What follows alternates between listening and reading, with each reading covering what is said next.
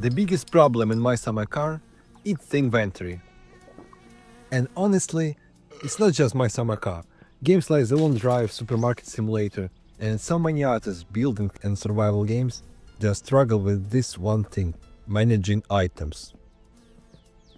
Now sure, mods try to fix it, but they usually go too far, turning the game into something way too casual and breaking the original experience. And other games, they've tried different approaches, but none of them really nailed it. That's why today I want to talk about why inventory and item management is one of the hardest problems in game development, and also show you how I'm solving it in my own game. Because I believe there is a way to make inventory both fun and challenging, without forcing player to pick up every single item one by one. When you play My Summer Car, sooner or later you run into the same issue. It's not the driving, it's not the tuning, it's not even keeping your character alive, it's the inventory. Every single part, every single item you have to pick it up, carry it, drop it, place it, one by one. And at first it feels kind of immersive. It makes you think, yeah, this is realistic, this is what I would be like in real life. But after a while, it just gets frustrating. It slows down the fun, and instead of building your car or working in a project, you're constantly fighting the items themselves. Now, the community tried to fix this with mods, and sure, they solved the problem, but the trade-off is they make the game way too easy. You can suddenly carry everything with zero effort. And when that happens, the game loses part of its challenge, part of its identity. And it's not just My Summer Car. Games like The Long Drive or even Supermarket Simulator suffer from the same issue. How do you let the player handle tons of items without making it either painfully annoying or way too casual? This is one of the biggest unsolved design problems in game development, inventory and item management. Right up there with something like doors. Because just like doors, an inventory system sounds simple until you actually try to design one, and that feels good. And that's why I started looking for a better solution in my own game. So, how have other games tried to solve this problem?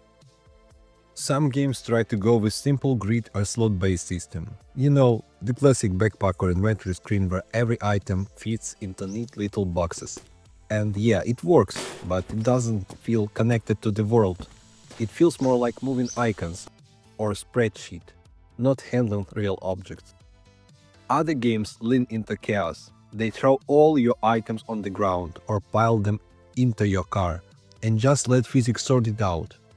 That definitely feels physical and immersive, but it also creates mess, and very quickly the mess turns into frustration.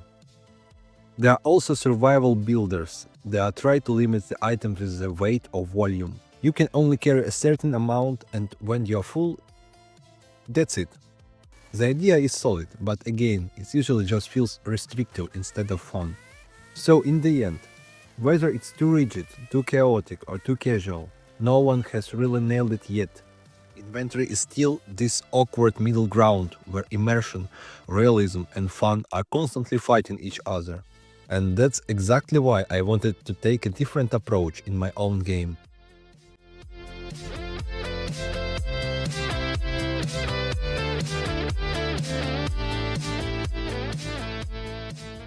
So, here is the system I built for my own game. It's not a slot grid, it's not a teleport to pocket mod. It's something I call a physics-based inventory. Here is how it works. You don't have to pick every item one by one like in My Summer Car, but at the same time, you can't just grab unlimited stuff without consequence. Every item you carry adds weight, and the weight actually slows your character down, so there's always a balance. You can take more if you're willing to move slower. This way, the game stays immersive and challenging, but it doesn't become frustrating or painfully slowly. If you ever played the Trail Frontier Challenge, you've seen a similar idea. I'm expanding on that concept and bringing it into a survival building environment. The inventory comes with a proper info window, description, stats, and details about your items. You can throw items directly out of your inventory or place them one by one exactly where you're looking at. And of course, items can be used straight from the inventory without dropping them first. But the real magic happens when you pick up a part that can build into something bigger. That's when a blueprint shows up. It tells you what you can build and what pieces you're still missing. Once you have all the base components, the critical parts without which the structure won't stand, the blueprint gives you a visual signal. It's telling you, hey, you're ready to build this. From there, you can switch into building mode and attach the right parts and use the proper tools to put everything together.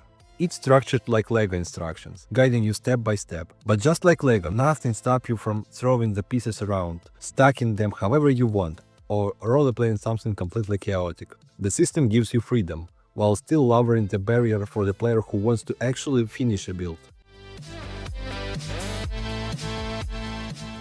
So yeah, it's not about making game easier, it's about making it smoother, more fun and less frustrating, while still keeping the challenge and immersion intact. And that's the foundation of how I want building and inventory to work in my game.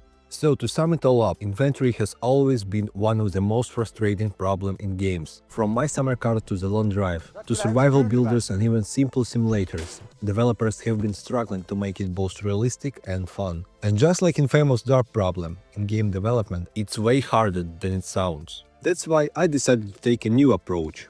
A physics-based inventory that respects realism, avoids frustration, and still leaves room for creativity. Something that lets player build, experiment, and roleplay without turning the game into pure chaos or pure casual. Honestly, your feedback is a huge part of making this work, so thank you all for all your comments and activity on the channel. I read them, and they really help me to shape the game in the right direction. If you want to dive deeper, I've set up a Discord server for the game. That's where we talk about ideas, test concepts, and share feedback. I'd love to see you there and hear your thoughts.